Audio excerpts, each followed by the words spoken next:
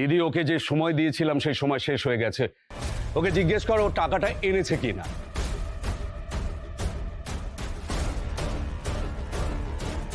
কি হলো শাওন, চুপ করে দাঁড়িয়ে আছো কেন?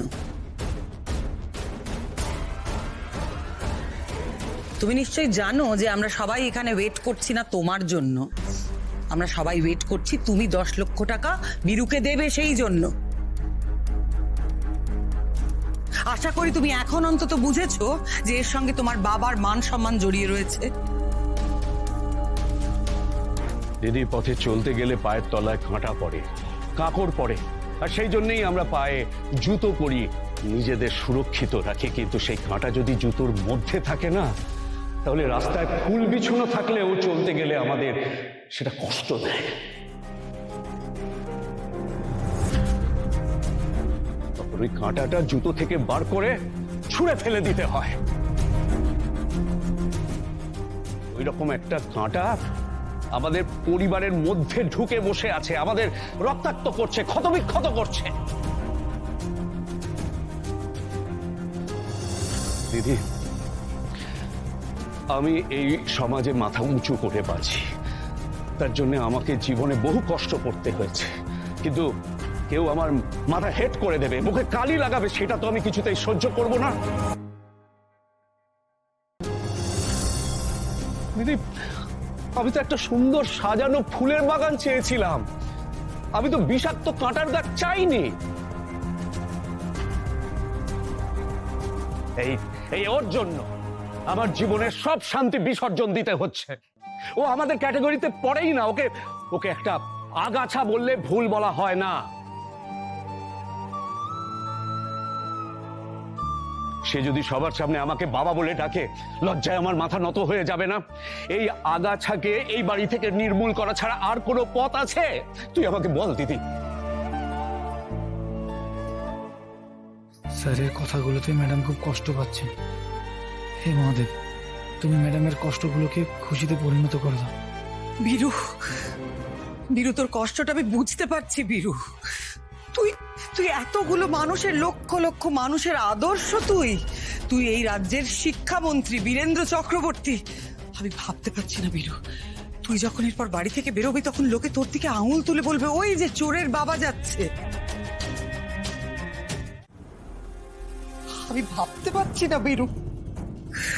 আমি জানি এর আগেও তো শাওনের জন্য বহুবার তোকে মাথা নত করতে হয়েছে, বহুবার তোকে অপমানিত হতে হয়েছে, কারণ বারবার শাওন পরীক্ষায় ফেল করেছে। তবুও মেনে নিলাম, কিন্তু এটা তো চুরি। কিন্তু বীরু, আমার যে বড় চিন্তা হচ্ছে, আমরা কি করব এখন? তুই আর আমি শত চেষ্টা করলেও এই খবরটা তো বাইরের লোকের কাছে পৌঁছবেই, আমরা তো সেটা আটকাতে পারবো না বীরু।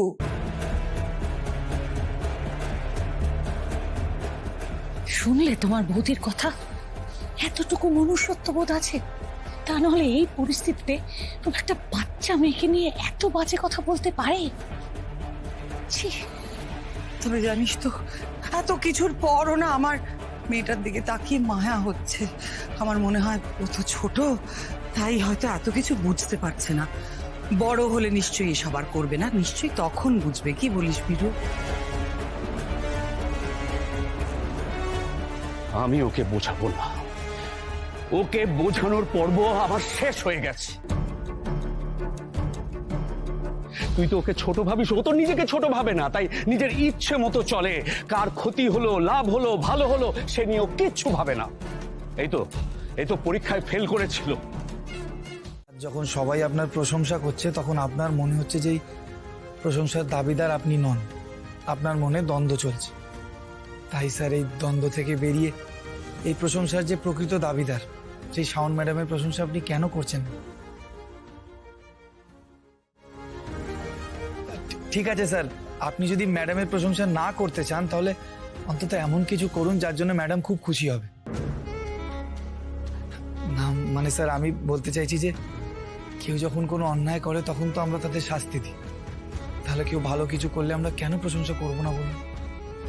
শুভ, তুমি আমাকে বিভ্রান্ত করো না।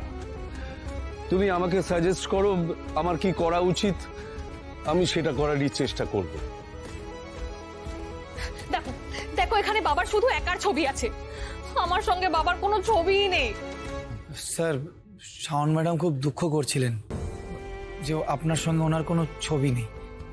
তাই আপনি যদি অনুমতি দেন তাহলে শাওন ম্যাডাম কি আপনার সঙ্গে একটা সেলফি তুলতে পারে?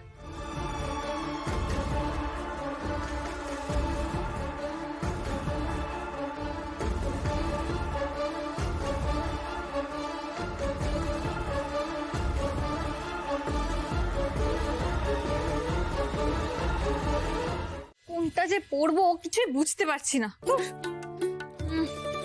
এটা কি, এটা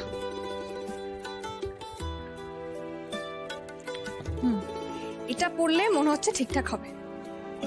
তো এটা কালারটা যদি একটু লাইট হতো, এটাও মনের মতো হচ্ছে না, ভাল লাগে না। শাওন, এই শাওন, বলছি তুই রেডি তো? পুরোপুরি এখনো রেডি হতে পারিনি কাকিমা। কি? কোন ড্রেসটা পরলে যে একদম পারফেক্ট লাগবে সেটাই বুঝে উঠতে পারছি না। উমা, কি বলছিস?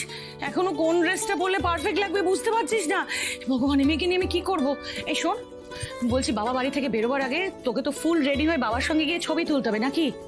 তাহলে তুই এখনো কেন বসে আছিস? কেন ফুল রেডিটা হচ্ছিস না বলতো? আর কিছুক্ষণের মধ্যে তো তোর একটা ইচ্ছে পূরণ হতে চলেছে, সেটাকে সফল করতে হবে তো। সুযোগটা মিস করলে চলবে? ছবি তো আমি তুলবই কাকিমা, কিন্তু আমি চাই যাতে আমার ড্রেসের সাথে বাবার ড্রেসের কালারটা ম্যাচ করে।